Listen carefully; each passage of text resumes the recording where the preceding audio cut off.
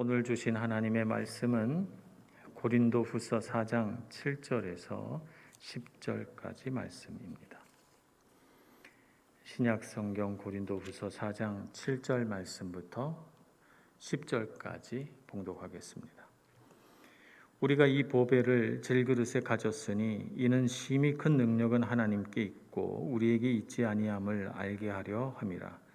우리가 사방으로 우겨쌈을 당하여도 쌓이지 아니하며 답답한 일을 당하여도 낙심하지 아니하며 박해를 받아도 버림받지 아니하며 거꾸로 뜨림을 당하여도 망하지 아니하고 우리가 항상 예수의 죽음을 몸에 짊어짐은 예수의 생명이 또한 우리 몸에 나타나게 하려 함이라. 아멘. 오늘 고린도후서 4장 7절 말씀을 보니까 우리가 이 보배를 질그릇에 가졌으니 이렇게 표현한 말씀이 나옵니다. 보배를 질그릇에 가졌다. 이게 상징적인 표현이죠. 상징적인 표현을 사용해서 우리로 하여금 어떤 본질에 대해서 한 번에 탁 깨달아 알도록 하기 위해서 이렇게 상징을 사용하시는 것인데요. 때로는 상징 때문에 무슨 말씀이지 하는 의구심이 들 때도 있습니다.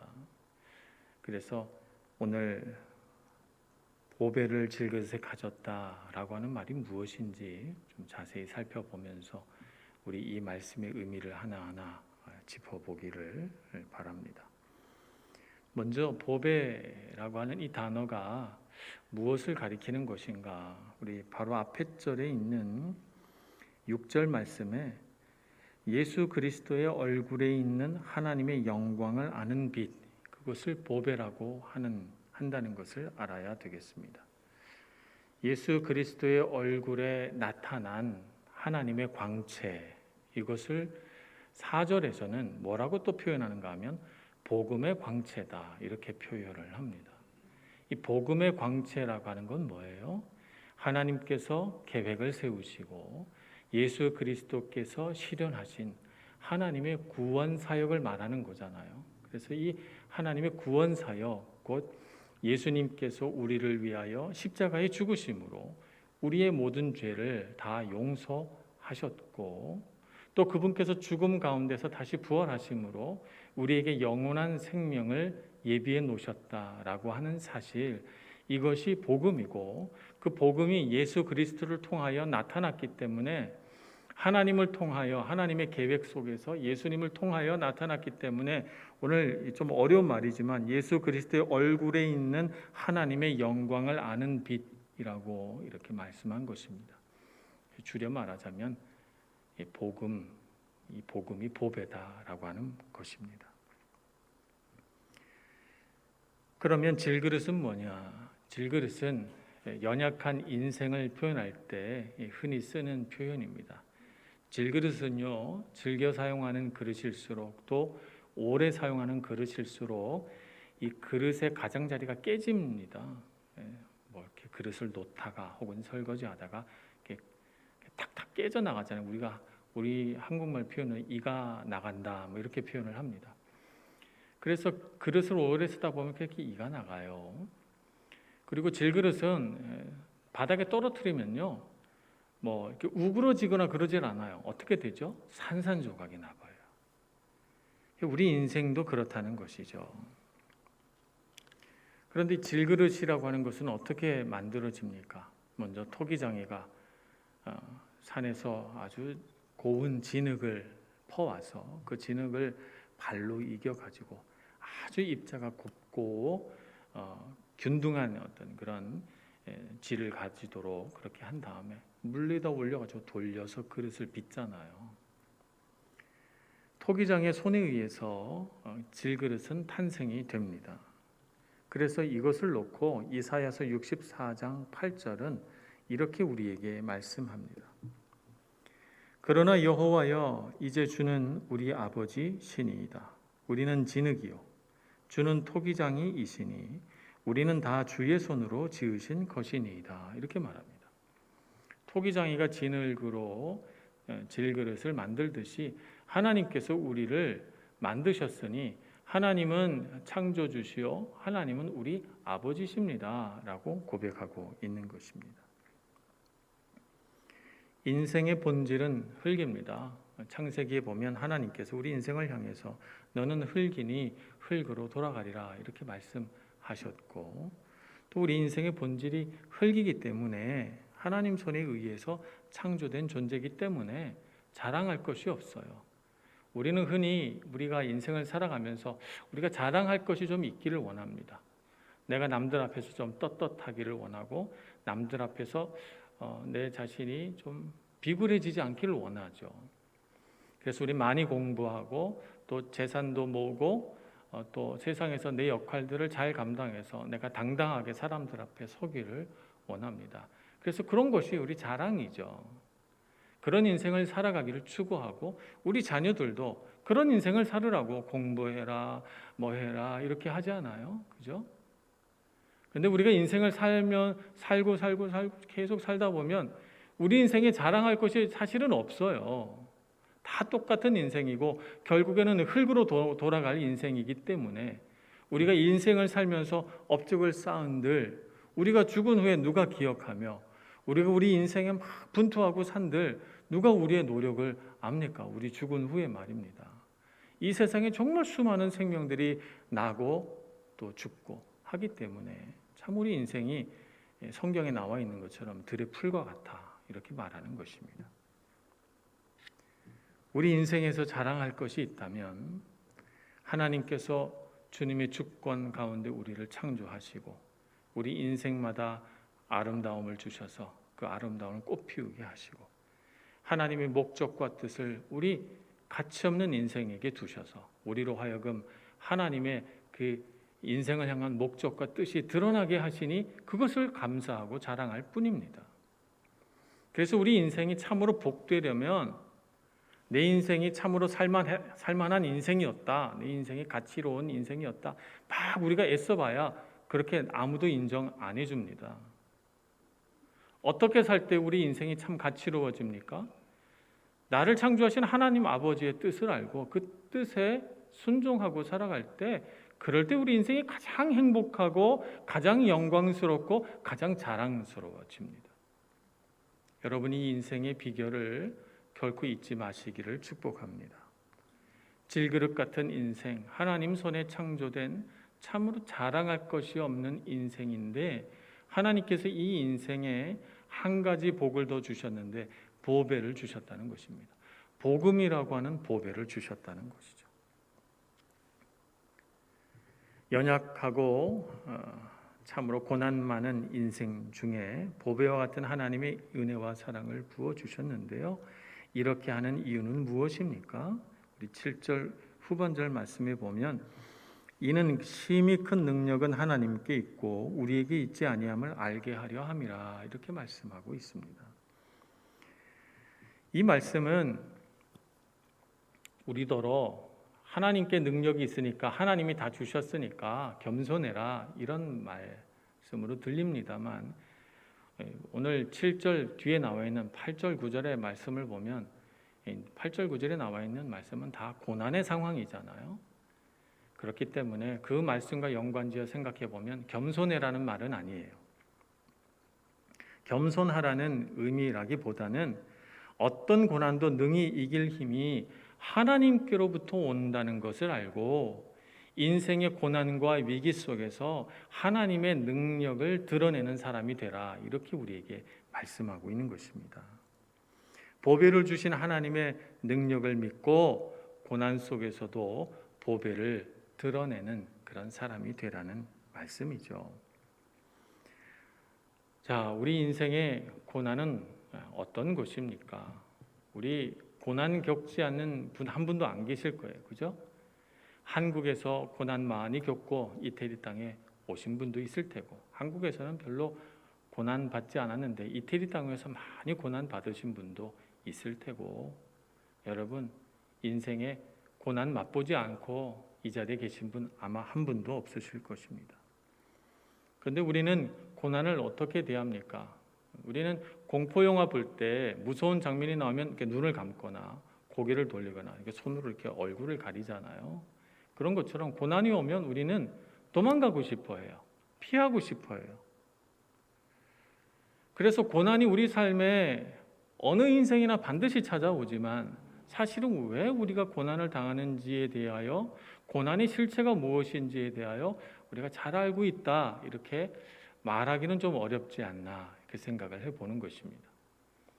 고난의 실체를 알고 고난을 바라봐야 우리가 고난을 대하는 자세도 달라지고 고난 속에 임하신 하나님의 은혜도 볼 수 있지 않을까 생각하는 것입니다. 고난이란 죄의 결과로 인해서 찾아온 죽음 때문에 빚어진 문제입니다. 고난이라고 하는 거의 본질은 그것입니다. 하나님은 세상을 창조하셨을 때 죽음도 같이 창조하지는 않으셨어요. 에덴 동산에는 죽음이 없었습니다. 사람이 죄를 범하자 그 순간부터 죽음이라고 하는 것이 찾아왔죠. 그것이 영적인 죽음이든 육적인 죽음이든 어쨌든 죽음이 생겨난 것입니다. 죄의 결과물인 죽음이 우리 삶에 영향을 미칠 때 그것이 고난의 형태로 나타납니다. 관계 안에 일어나는 일들 가만 생각해 보면 우리는 관계 안에서 갈등을 겪거나 혹은 어떤 사람과 마음이 안 맞게 돼서 좋아하는 관계였다가 미워하는 관계가 되거나 혹은 사람으로부터 인한 배신감과 배반감 때문에 가슴 아파하거나 상처받거나 이럴 때 우리는 무엇을 느낍니까? 죽음을 느껴요. 관계 안에서 단절, 끊어짐, 관계 안에서 죽음을 경험한다니까요. 진짜 죽는 건 아니죠. 진짜 죽는 건 아닌데 어떤 때는 죽는 것처럼 힘들 때도 있어요. 관계 문제 때문에 말입니다. 그래서 죽음의 냄새가 나요. 이 관계 안에서 일어나는 죄 때문에 말입니다. 육체적으로도 우리는 죽죠. 언젠간 죽어요. 실제로 우리가 죽지 않아도요, 죽음의 냄새는 항상 우리를 따라다닙니다. 우리가 나이를 들잖아요. 나이를 먹어감에 따라서 내 인생도 언젠가 끝나겠구나 하는 생각 하잖아요. 질병이 와서 우리 몸이 아프거나 혹은 심한 어떤 육체적인 어려움을 겪으면 일어나 죽을 수도 있겠구나 이런 생각 하잖아요. 그죠? 죽으면 어떡하지? 이런 생각도 하고.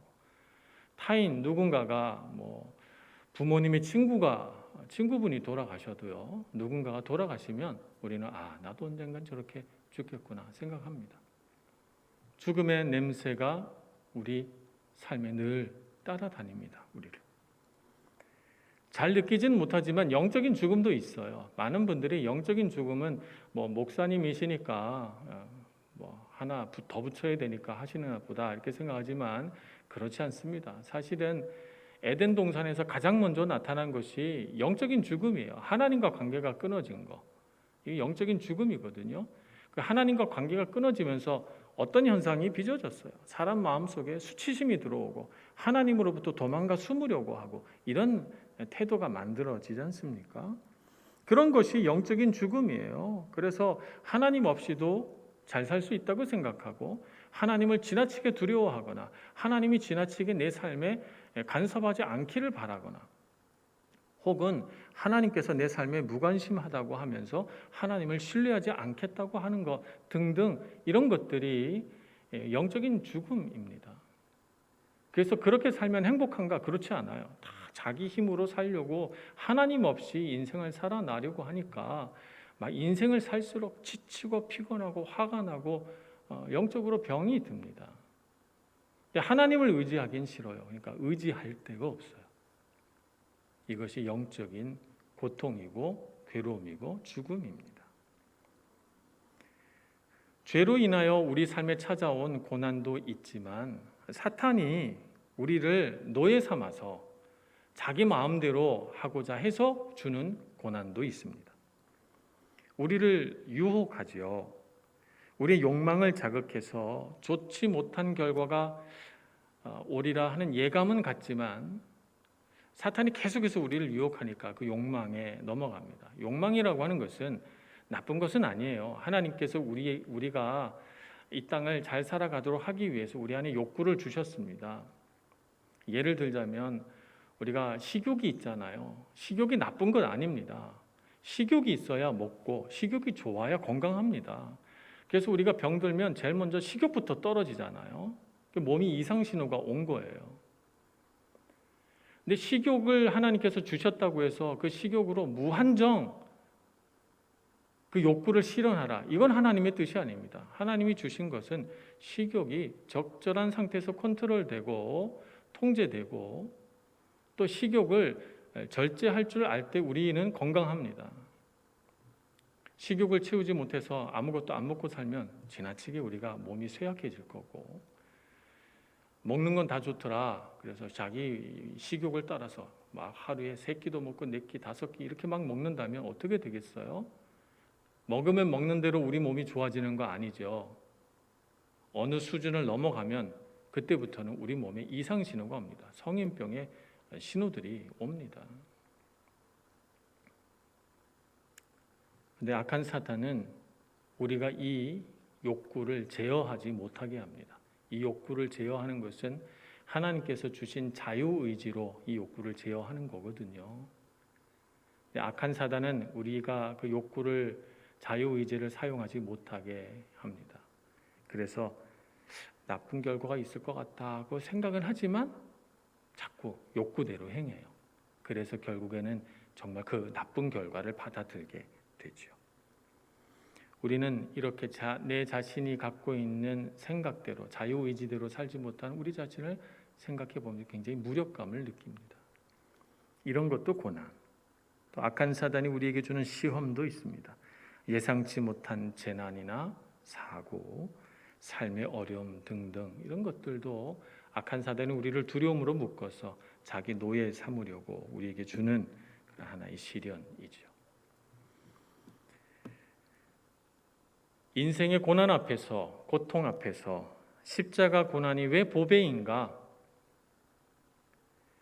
십자가 사건이 왜 우리 삶에 있어서 능력이 되는가? 우리가 그것을 먼저 잘 살펴봐야 되겠습니다. 십자가 위에서 예수님께서 내가 이런 은혜를 주겠다 말씀하신 것은 아니지만, 그러나 십자가 사건을 통해서 우리에게 말씀하시는 것이 있어요. 첫째는 십자가 사건을 통해서 예수님은, 그리고 하나님은 우리에게 이렇게 말씀하십니다. 내가 너의 고통을 안다라고 말씀하십니다. 내가 하늘 높은 보좌에 앉아 있어서 너는 고통받고 나는 아무 고통을 못 느끼는 그런 상태에서 너를 긍휼히 여기는 것이 아니라, 내가 너의 고통을 안다. 내가 너의 자리로 가서 너가 느끼는 그 고통을 나도 겪어봤다라고 말씀하고 있는 것이죠. 우리는 고난을 받으면 우리 마음속에 어떤 생각이 들어오냐 하면, 내가 어떤 인생의 고난과 어려움을 겪었는지 누가 알냐라고 하는 마음을 갖고 있어요. 그래서 우리가 무력할 때, 우리가 어떤 능력이나 나라 자신을 방어할 힘이 없을 때 겪었던 비인격적인 대우나 혹은 인생의 재난 앞에서 속절없이 겪었던 그 많은 고통과 눈물의 시간들에 대해서 누가 알냐? 내가 이 사람에게도 얘기해보고 저 사람에게도 얘기해봤는데 아 그렇구나 라고는 했지만 누가 압니까? 누가 내 마음을 알아요? 그죠? 아무도 몰라요. 근데 누가 압니까? 주님께서 아신다고 말씀하시는 거예요. 나도 겪어봤다. 너가 고통을 겪었느냐? 나도 고통을 겪었다. 너가 눈물을 흘렸느냐? 나도 눈물을 흘렸다. 너가 슬픔에 몸부림쳤느냐? 나도 몸부림치며 싸웠다. 라고 말씀하고 계시는 것이죠. 하나님께서 높은 보좌에 계셔서 우리 삶에 대하여 무관심한 하나님이 아니라, 우리가 겪고 있는 삶의 문제 그 한복판으로 오셔서 우리와 똑같이 고통을 겪으시고 우리를 향해서 네가 얼마나 힘든지 다른 사람은 몰라도 내가 안다 라고 말씀해 주신다는 것입니다. 두 번째, 십자가의 사건을 통해서 주님은 우리에게 이렇게 말씀하십니다. 나는 너의 고통에 함께 한다 라고 말씀하십니다. 우리는 고난을 겪으면 가장 먼저 나타나는 하나의 현상이 뭐냐면, 아 나는 혼자구나 라고 하는 걸 많이 생각합니다. 이건 고난 속에서 이 생각의 과정을 거치지 않는 사람은 거의 없습니다. 아, 인생이란 고독한 거야, 이렇게 생각하기도 하고, 아, 정말 이 세상에 나밖에 없구나, 이렇게 생각해서 쓴 마음이 확 들어옵니다. 사실은 뭐 인생 혼자 살지 누가 같이 대신 살아주는 사람이 있습니까? 어느 인생이 대신 살아줍니까? 다 인생이 혼자죠. 그런데 그런 생각을 할 때 우리 마음속에 어떤 마음이 드는 거예요? 쓴 마음이 들어오는 거예요. 왜 나를 혼자 두냐 이거죠. 외롭고 쓸쓸하고 세상에 버려진 것 같은 그런 생각이 들어서 괜히 사람들에 대하여 화가 나고 원망이 들고 미워하는 마음이 듭니다. 그래서 고통을 많이 겪으면 사람들에 대해서 싫어하는 마음이 들어요. 그래서 가정 안에서 자기를 분리시켜내고, 또 친구나 이웃관계 안에서 자기를 분리시켜내고, 때로는 교회 안에서도 자기를 분리시켜냅니다. 쓴 마음, 나를 아무도 이해해주지 않고 그렇게 한다는 거, 나와 함께 해주지 않는다는 거죠. 그래서 쓴 마음으로 나는 혼자야, 결국 혼자일 걸 하면서 진짜 혼자 되는 삶을 선택해 버립니다. 안타까운 일이죠.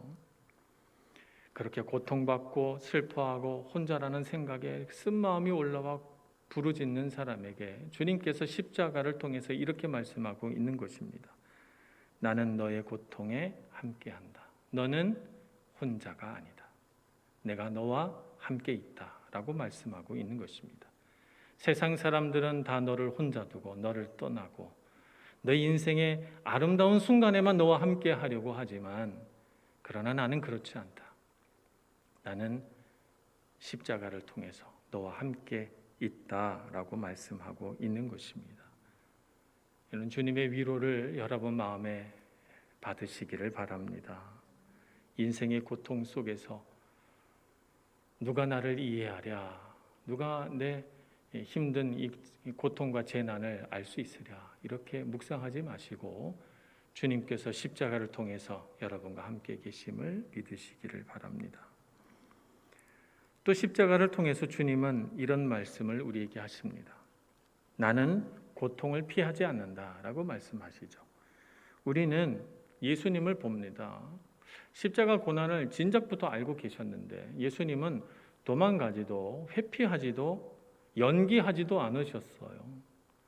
예수님은 하나님의 아들로서 많은 특권이 있으니까 막 기적도 일으키시고 죽은 자도 살려내시니까 얼마든지 우리 사람이 눈치채지 못하는 방법으로 예수님만의 특권을 사용해서 그 고통을 경감시키고 고난을 훨씬 가볍게 만들 수 있습니다. 근데 그렇게 하지 않으셨어요. 하나님이 정하신 그대로 그 참혹하고 비참한 십자가의 고난을 다 받으셨습니다. 우리는 인생의 고난 앞에서 똑같이 도망가고 싶습니다. 회피하고 싶습니다. 동시에 우리는 자랑스럽게 고난에 맞서고 싶기도 해요. 반대 생각도 있어요. 그런데 그렇지 못하고 고난이 조금 심해지면 우리는 약해져서 또 어떻게 하면 이 고난에서 좀 벗어날 수 있을까, 이 생각을 먼저 하거든요. 그러니까 우리 안에 두 가지가 다 생깁니다. 피하고 싶다는 욕망과 왜 나는 이 고난에 맞서지 못할까라고 하는 어떤 죄책감 비슷한 그런 마음이 동시에 생깁니다. 예수님을 보니까 예수님은 안 그러세요. 우리와 똑같이 육신을 입고 이 땅에 오셨는데 하나님 아버지를 의지하셔서 고난의 쓴 잔을 묵묵히 받으시고 고난을 향해 두벅두벅 걸어가십니다. 그것이 우리에게 안정감을 줘요. 아, 예수님처럼 저렇게 사는 분도 있구나. 예수님처럼 살 수 있겠구나. 예수님은 저렇게 하셨구나 라고 생각하는 거죠. 예수님께서 어떻게 그렇게 하실 수 있었습니까? 고통과 고난 너머에 생명과 기쁨이 있다는 것을 알았기 때문에 그렇게 하신 것이죠.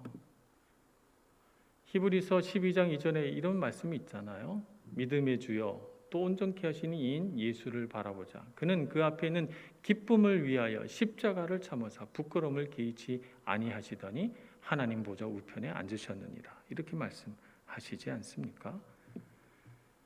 예수님은 고난만 보지 않으셨어요. 고난과 고통 그 너머에 있는 생명과 기쁨도 보셨습니다. 우리는 고난이 오면 고난만 봅니다. 예수님은 십자가 사건을 통해서 우리의 무지를 넘어서서 새로운 지식을 주시고 새로운 세상으로 우리를 인도해 가십니다. 바로 하나님의 나라, 생명이 가득한 나라이죠. 이것은 우리 힘으로는 절대 갈 수 없는 나라이기 때문에 예수님과 같이 십자가 지고 걸어가면 반드시 이 생명과 소망의 나라에 도착하게 되는 것입니다. 그래서 예수님은 고통이 끝이 아니고 고통 그 너머에 생명과 기쁨이 있다라고 우리에게 가르쳐 주십니다. 마지막으로 십자가를 통해서 예수님은 우리에게 이렇게 말씀하십니다. 나는 너에게 이 보배를 주기 위해, 십자가 은혜를 주기 위해 고통과 죽음을 피하지 않을 만큼 너를 사랑하고 더 사랑한다라고 말씀하십니다. 그 고통과 고난을 피하지 않고 다 받아들일 만큼 우리를 사랑하신다는 것이죠. 그래서 우리는 우리 인생의 고난을 바라볼 때 십자가의 은혜라고 하는 이 프리즘을 통해서 바라봐야만 우리의 인생의 고난을 바르게 해석할 수가 있는 것입니다. 그래서 우리 삶에 이런 십자가 사건을 적용해서 생각해 본다면 우리가 가장 먼저 취해야 할 하나의 태도는 하나님을 낙하산 대하듯이 대하지 말아야 합니다. 낙하산이라는 게 뭡니까? 조종사가 이제 비행기를 조종을 해서 하늘로 날아오를 때 반드시 안전장치가 있어요. 그래서 위기 상황이 되면 탈출하게 돼 있죠. 그래서 뭐 의자가 이렇게 탁 튀어 올라서 낙하산이 저절로 착 펴져서 조종사가 생명을 잃지 않게 해줍니다. 그러니까 조종사는 비행기에 타서 제일 먼저 점검해야 되는 게 뭐예요? 낙하산, 위기 상황에서 나를 보호해줄 마지막 보호수단 아닙니까? 낙하산이 있는가, 그래서 제대로 잘 정비되어 있는가, 그래서 내 생명을 보호할 수 있는가 살펴봐야 됩니다. 그렇지만 정말 낙하산이 중요하지만 이 낙하산을 펼 기회가 오지 않기를 바라죠. 내가 비행기를 탈 때마다 낙하산이 펴지는 그런 위험한 상황이 계속 온다. 그러면 진짜 두려울 것 같아요. 그죠? 그러니까 조종사의 마음은 낙하산이 소중하지만 낙하산을 펴는 그런 위기 상황은 안 왔으면 좋겠다는 거죠. 하나님을 대할 때 그렇게 대한다는 거예요. 하나님 정말 소중한 분이시지만 하나님을 막 매달리고 하나님께 부르짖어야 하는 인생의 위기는 오지 않기를 바라는 거죠. 그러니까 하나님은 소중하지만 내 인생에 행복하고 좋을 때는 그다지 관계를 맺지 않고 그냥 내 인생의 어느 구석에다 이렇게 잘 모셔놓기만 하고 그렇게 신앙생활을 한다는 것입니다. 하나님은 우리 인생의 본질을 아시고 우리의 행복이 하나님 안에 있다고 가르치십니다. 우리 인생이 불행할 때뿐만 아니라 우리 인생이 잘 되고 형통하고 행복할 때조차도 우리 인생의 행복은 하나님 안에 있다고 말씀하십니다. 그런데 우리 사람들은 일반적으로 어떻게 하는가 하면 자신의 삶이 즐겁고 행복하다고 느낄 동안에는 하나님 안에 있는 행복을 찾지 않습니다. 내가 즐겁다고 느낀, 내가 정말 좋다고 느낀 인생의 그 거짓 행복이 사라질 때야 비로소 하나님 안에 있는 행복에 대하여 관심을 가지게 되고 추구하게 되죠. 고난이란 것은 그런 의미에서 우리에게 하나의 의미가 있습니다. 고난은 우리 인생의 그런 거짓과 속임이라고 하는 커튼을 걷어내버리죠. 베일을 걷어내버립니다. 인생의 참된 행복이 하나님 안에 있음을 가르쳐주는 역할을 하는 것이죠. 그래서 여러분, 고난은 무익한 것이 아니고 고난이 우리에게 유익한 겁니다. 그래서 우리 인생의 참된 행복은 하나님 안에 있구나 하는 것을 깨닫고 고난 속에서 하나님을 붙잡고 의지할 뿐만 아니라 우리 인생이 형통하고 행복할 때조차도 거기에 속지 않고 하나님 안에 있어야 저는 행복합니다 라고 고백하며 하나님 앞에 기쁘게 나오는 그런 성도가 돼야 우리 인생의 의미가 있는 것입니다. 예수 그리스도 안에 능력이 있습니다. 오늘 10절 말씀에 보면 이렇게 고백합니다. 우리가 항상 예수의 죽음을 몸에 짊어짐은 예수의 생명이 또한 우리 몸에 나타나게 하려 함이라 이렇게 말씀합니다. 예수의 죽음을 몸에 짊어진대요. 십자가 지고 가는 제자들을 말씀하는 것입니다. 예수의 죽음을 몸에 짊어진다는 것이 무슨 의미입니까? 예수님처럼 다른 사람들의 고통에 나도 참여한다는 것이죠. 그들이 혼자 있을 때, 그들이 고통 속에 몸부림칠 때 그들과 함께 있어주고 그들의 고통을 이해해 주는 사람이 된다는 것입니다. 예수님처럼 인생에 고난이 왔다고 해서 도망가지 않고 예수님처럼 고난을 피하지 않고 맞서는 피하지 않는 사람이 된다는 것입니다. 예수님처럼 고통 너머의 생명과 기쁨을 바라보는 사람이 된다는 뜻이죠. 보배를 주시기 전에는 주님께서 보배를 주시기 위하여 나와 함께 계셨습니다. 그래서 내가 너의 고통을 안다 이렇게 말씀하셨죠. 근데 이제 예수님의 제자 된 우리는 어떻게 말합니까? 이제는 제가 예수님과 함께 하겠습니다. 이렇게 고백하는 사람이 되는 것입니다. 전에는 예수님께서 나를 위해 십자가를 지셨으나 이제는 제가 예수님을 위해 십자가를 지겠습니다. 라고 고백하는 사람이 되어야 합니다. 우리같이 연약한 질그릇인 인생이 어떻게 그렇게 말할 수 있습니까? 우리 안에 보배를 지녔기 때문에 그렇습니다. 예수님의 십자가 능력이 우리 안에 있기 때문에 그렇습니다. 그래서 우리가 고난을 받으면 받을수록 예수님의 죽음 뒤에 부활이 찾아오듯이 우리의 고난과 고통 뒤에도 예수 그리스도의 생명이 우리에게 나타날 줄 믿는 것입니다.